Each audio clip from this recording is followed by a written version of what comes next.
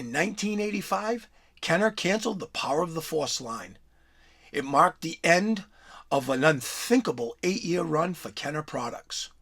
To this day, the last 17, as they've affectionately become known, are still extremely valuable and highly sought after. There are some inaccuracies that surround this particular wave, and today I hope to clear up some of the confusion.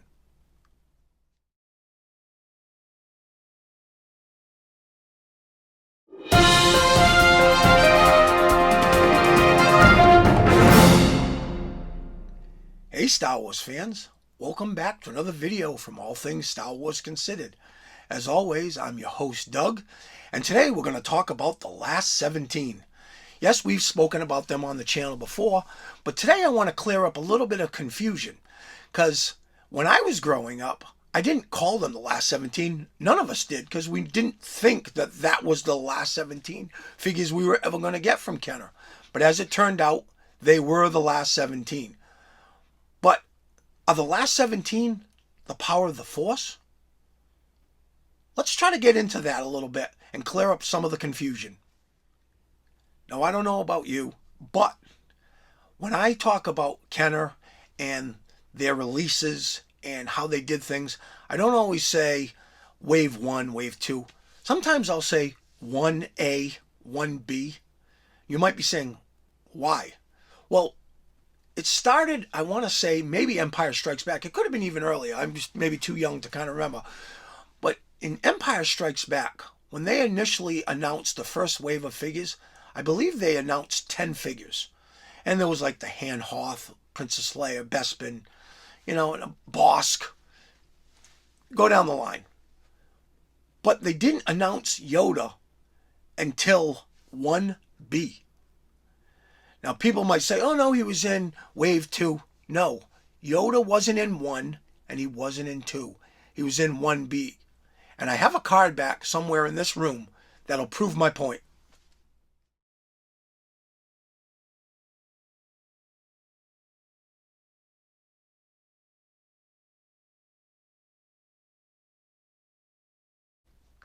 As you can see in the photos, Yoda is clearly 1B. They announced 10 figures. They put them out.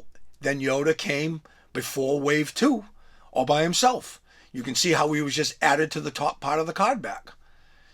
So, what does that have to do with the last 17? Well, a little bit.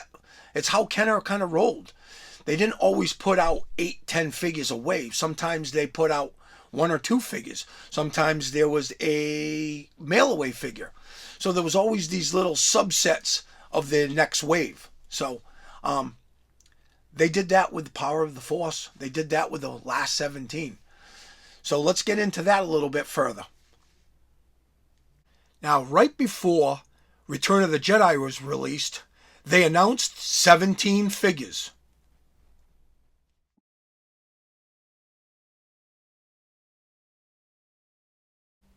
Piggybacking off the success of that 17, they soon announced an additional 12. But don't think they stopped there, because there was an additional 2 figures that got addended to that 12 figure list. Huh? What? Wait. There's proof. Just stay tuned.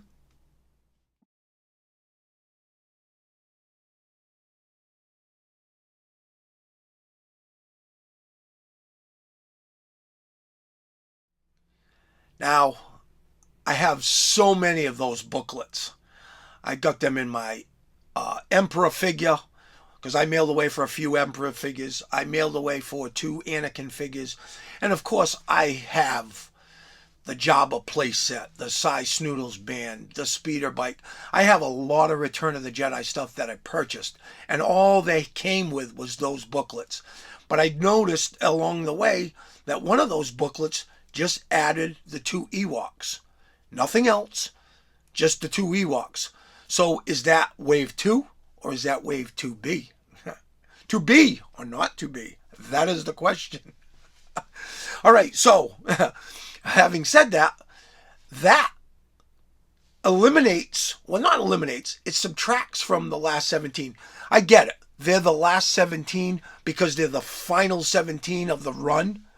But I always think of those two, then Anakin, because he was the mail away, then 13 Power of the Force figures, then Yakface. Yakface wasn't released on a card back in the United States. Yes, you could get it on a tri-logo, and yes, you could get it in Canada. But in the United States, that figure wasn't released. So you start subtracting here and there, and the next thing you know, I always thought of it as the last 13. It's really truly the last 17. I get it. Yes, yes, yes.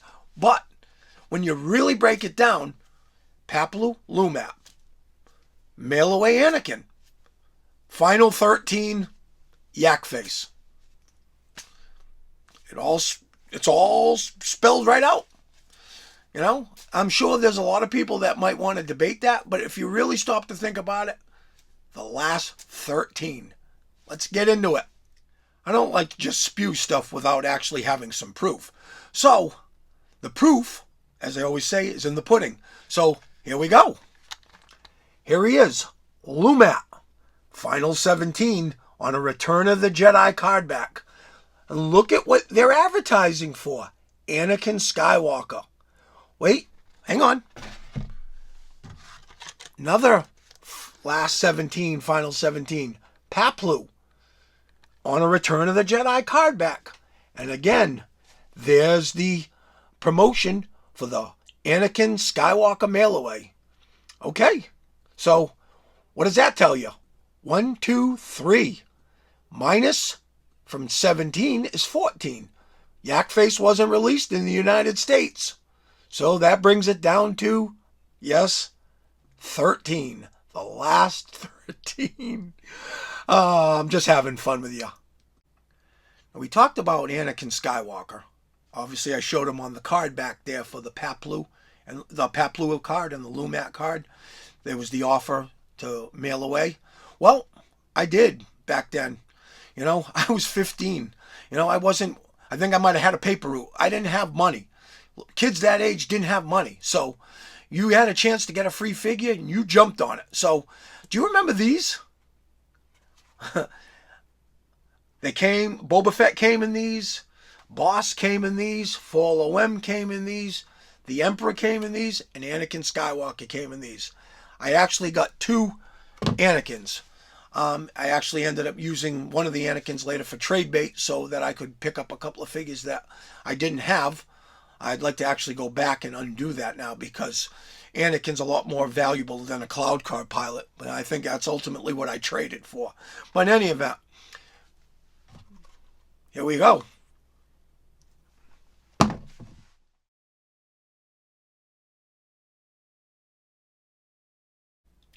think it's only fair, while I'm shooting this video, to at least show you the 13 Power of the Force figures that I do have in my collection. It's not really necessary, but just to kind of show you. Now, like I've showed you in past clips, yes, Anakin does come on Power of the Force card back with the coin. And so does Paploo and Lumat. So, you know, you can say the last 17 are all on card backs with coins. And that is true. Of course, the Jawa is on a Power of the Force card back with a coin. Greedo is. I mean, a bunch of these figures are. I mean, I think there was like a whole total of like maybe 60 figures that came out on the Power of the Force card back with coins. So are they the last 65? No, of course not. We refer to them as the last 17. So when I'm collecting and I'm going along and doing the run, I'm kind of categorizing them as I'm going. Okay, you got the first 17, then you got the next 10, then you got the next 2, then you got 13, then you got Yakface. So that's kind of how I break it down. You know, obviously some people are going to go, yeah, I grabbed the first 17 Return of the Jedi figures, then I grabbed the next 10, and then I grabbed the last 17. And that's how I got my Return of the Jedi. And they're right, and I'm right. So, you know, it is what it is. So maybe this is kind of like a Seinfeld episode where, you know, there's a lot of information that really doesn't mean anything at the end because at the end, it still is the last 17. Okay, so you've got Paploo, you've got Lumat. you've sent away for your Anakin Skywalker figure. Now here comes the power of the Force. And here they are.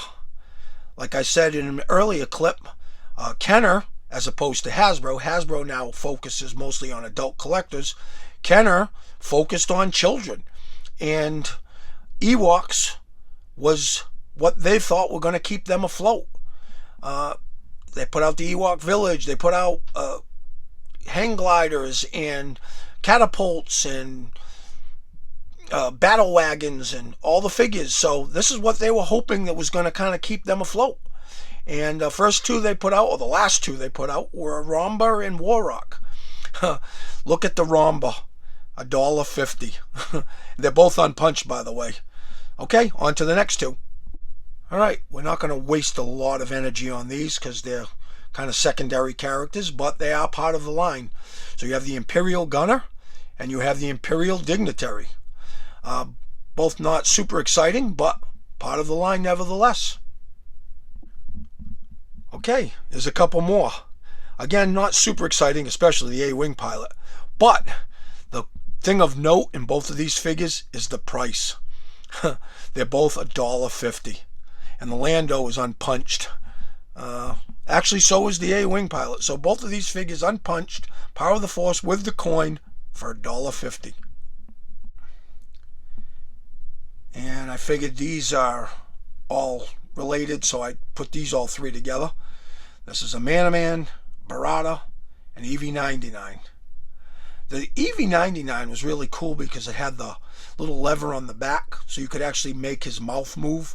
You know, it had that weird voice. So that was kind of cool. The one thing I will say about EV-99, the leg's always buckled. So usually when I keep him in the car, on the card back, I usually stick a piece of like one of those foam noodles in there to kind of keep his legs from buckling. And his arms always break off. Mine's are broken off, and I never even played with it. The material just deteriorated over the years. I actually just took one little small dab of super glue, and they're permanently affixed. Am I happy? No. But at least I have the original figure intact, because a lot of people have these figures now without the arms. So there's the next three. Now I kind of grouped these two together, even though R2 has the pop-up lightsaber. He's supposed to be on the barge, so, but they show him at the bunker, so I looped him in and linked him with Luke Endor. Now, the Luke Endor, I mean, it's not a great figure. It could have been. I only paid $1.50, so I'm not going to complain too much. The problem they had with this figure, or most fans have with this figure, is the fact that the helmet doesn't come off. You did it with Leia.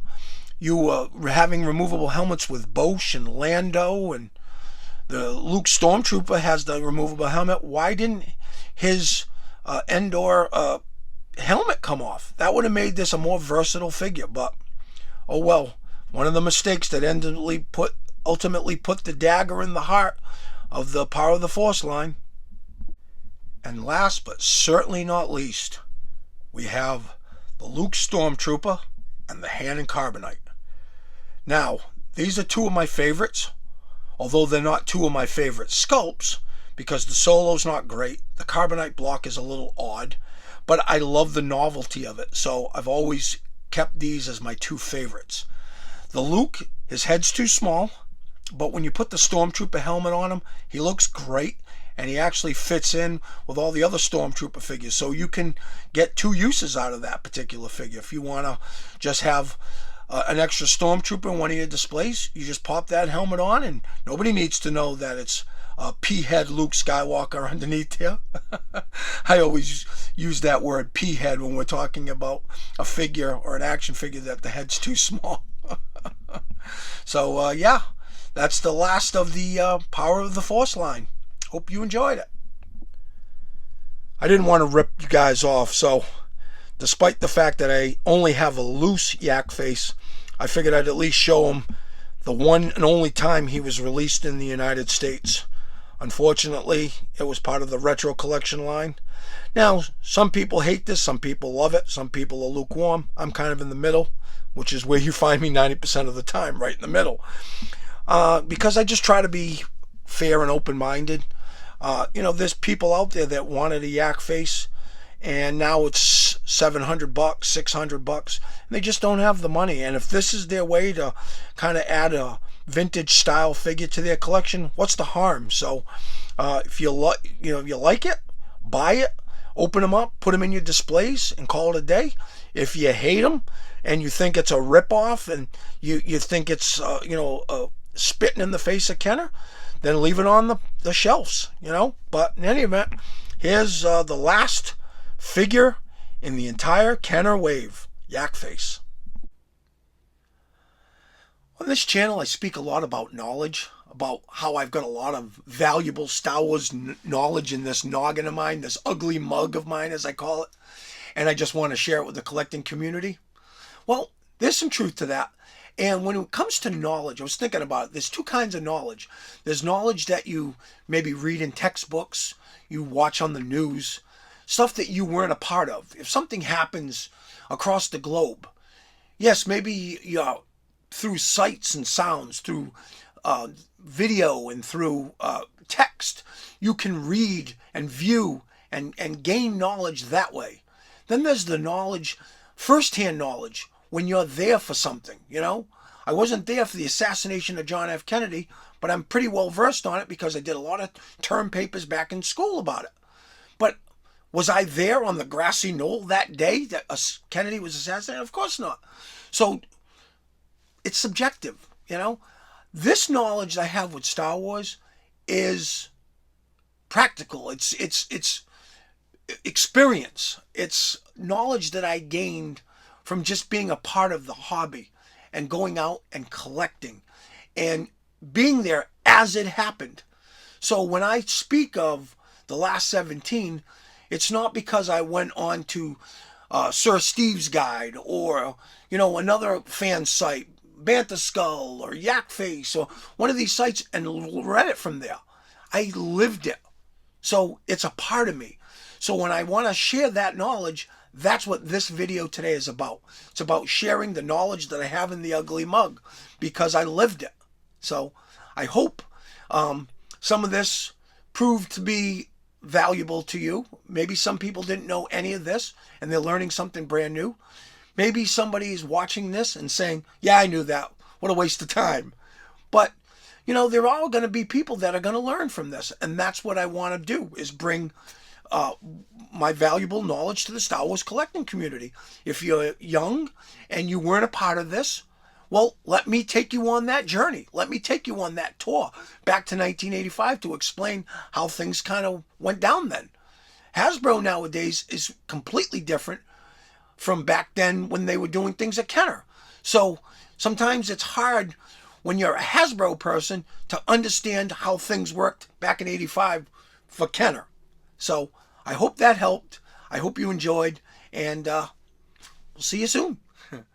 Well, I hope you enjoyed that zany video. It was like a Seinfeld episode. I think I said in earlier, one of the earlier clips, it was like a Seinfeld episode. It's a lot about nothing, but however you decide to catalog your collection is up to you. But I just wanted to give you my take on it. I hope you enjoyed it. I want to thank everybody for the continued support of the channel. Like I always say, you guys are the reason why I do what I do. If you like the video, want to see more like it, hit the like button. If you haven't subscribed already, I please ask you to hit the subscribe button so I can continue to bring you the valuable Star Wars content we all come to know and love. If you have a question or a comment, leave them in the comment section. I always get back to each and every one of you. We're going to wrap things up, but I want to say have a great day. Thanks for watching, and we'll see you on the next video. May the Force be with you. No droids were harmed during the filming of this video. Thanks for watching.